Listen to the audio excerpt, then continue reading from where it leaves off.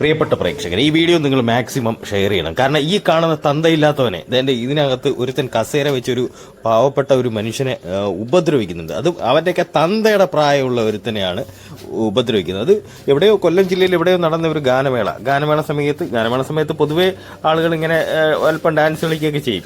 അപ്പം ഗാനമേള എന്ന് പറയുന്ന സാധനം എവിടെ നടന്നാലും അത്യാവശ്യം ആൾക്കാർ ഡാൻസ് ചെയ്യും. അത് ഒരു ആഘോഷമാണ്.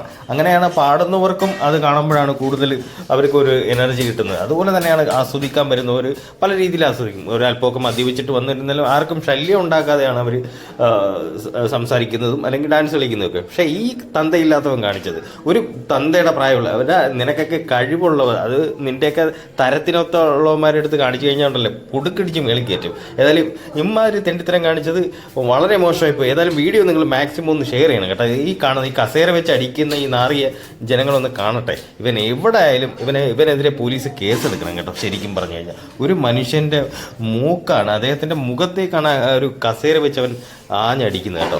എന്ത് തന്നെയല്ല, ഒന്നെങ്കിൽ അവനെ പറഞ്ഞു മാറ്റാമായിരുന്നു, അല്ലെങ്കിൽ പിടിച്ച് അവിടെ നിന്ന് മാറ്റി പുറകിലേക്ക് മാറി നിൽക്കുക, അല്ലെങ്കിൽ അവിടെ പോയി നിന്ന് കളിക്കാൻ പറയാമായിരുന്നു.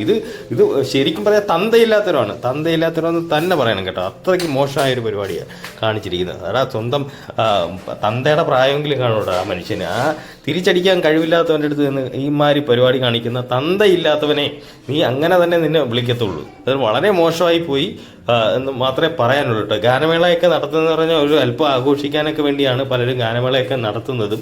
അല്പം ആളുകൾ കാണാനും അവർക്കൊരു മാനസിക ഉല്ലാസമൊക്കെ നടത്താൻ വേണ്ടിയൊക്കെ തന്നെയാണ് പല ഉത്സവപ്പറമ്പിലും ഗാനമേള വെക്കുന്നതും അത് കാണാനും കേൾക്കാനും ഒക്കെ ആൾക്കാർ വരുന്നതും. അതായത് ഇമാതിരി തന്തയില്ലാത്തതിനെ കാണിച്ച് നിന്നെ